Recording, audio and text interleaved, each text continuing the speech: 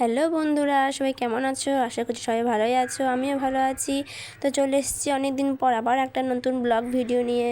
আমার সকল প্রিয় বন্ধুদের জন্য রইল শুভ নববর্ষের অনেক অনেক শুভেচ্ছা ও ভালোবাসা।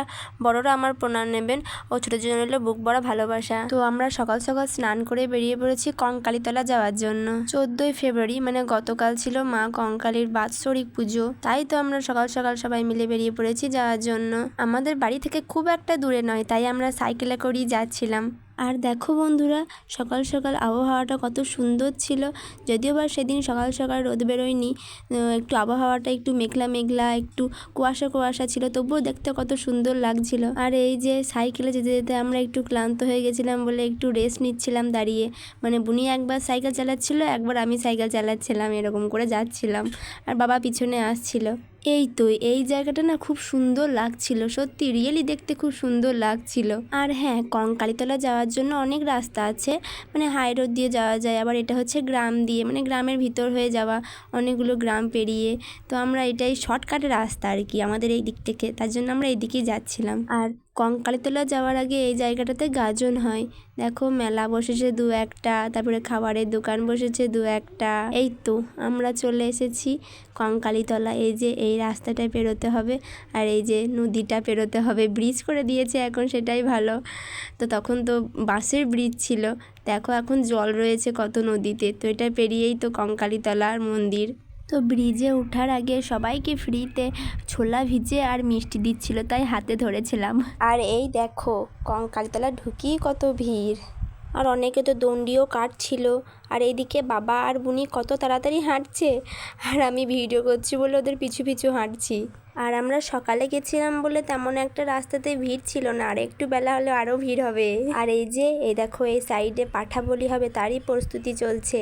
আমরা মন্দিরের সামনে চলে এসেছি, আর কত ভিড় দেখো, কত বড় লাইন মন্দিরের ভিতরে পুজো দেওয়ার জন্য। আগের দিনের ভোর থেকে সবাই লাইন দিয়ে থাকে যে মন্দিরের ভিতরে পুজো দেওয়ার জন্য। তো আমরা পুজো দিচ্ছিলাম এই কুণ্ডুতে, মানে এই কুণ্ডুতেই মা সতীর কঙ্কাল পড়েছিল।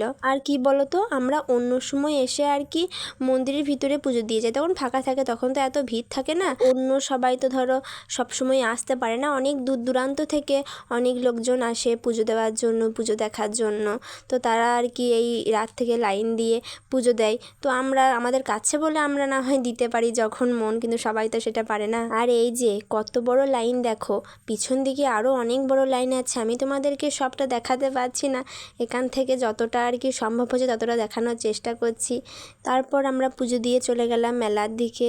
আর সকাল সকাল বলে মেলাতে তেমন ভিড় নেই, আর দুপুর দিক হলেই প্রচণ্ড ভিড় বাড়বে, তখন আর মেলাতে ঢোকা যাবে না, এমন অবস্থা হবে। আর এই যে আমার দিদি ভাইরা, বলো কে কোন কানেরটা নেবে, কে কোন হারটা নেবে, আমাকে ঝটপট করে কমেন্ট করে জানিয়ে দাও, তো তাকে আমি পার্সেল করে একেবারে বাড়িতে পৌঁছে দেবো। কত সুন্দর সুন্দর কানেরগুলো না, তাই তো বলছি কার কোনটা পছন্দ ঝটপট করে বলে দাও। আর আমার দাদা ভাইয়েরা বলো তোমাদের কি পছন্দ। মেলাটা আর কি এক জায়গাতে বসেনি, এখানে কয়টা ওখানে কয়টা এমন করে বসেছে, তাই তো আমরা এখান সেখান করে করে দেখছিলাম কোথায় কোথায় মেলা বসেছে, কোথায় কোথায় কি কি বসেছে। গোটা মেলাটা ঘুরতে ঘুরতে পায়ে ব্যথা করে গেছিলো আমাদের, আর হাঁটতে পারছিলাম না শেষে। আর এখানে একটা পুকুর আছে, এই দেখো ঝর্ণার মতো কি লাগিয়েছে, কত সুন্দর লাগছে তাই না দেখতে, তাই ভাবলাম তোমাদেরকেও দেখাই।